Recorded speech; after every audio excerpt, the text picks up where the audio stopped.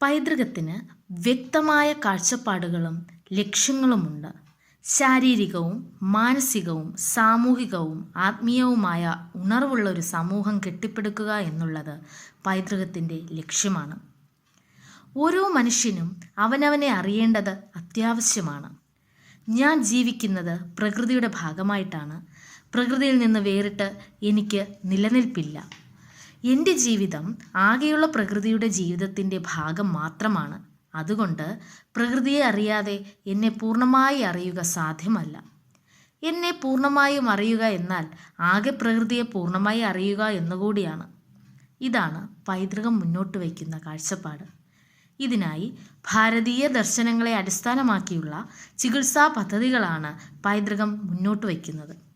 ഓരോ മനുഷ്യൻ്റെയും യഥാർത്ഥ പ്രശ്നങ്ങൾ കണ്ടെത്തി അതിന് കൃത്യമായ ഉപദേശങ്ങൾ, യോഗാക്രമങ്ങൾ, ജീവിതചര്യ നിർദ്ദേശങ്ങൾ എന്നിവ നൽകി ആ മനുഷ്യന് സുഖം പ്രദാനം ചെയ്യുന്നു. ആ ലക്ഷ്യത്തിലേക്കുള്ള ഒരു യാത്രയുടെ ഭാഗമായിരുന്നു പുന്നമടക്കായലിൽ വച്ച് നടന്നത്. ഈ പരിപാടിയിൽ 35 പേർ പങ്കെടുത്തു.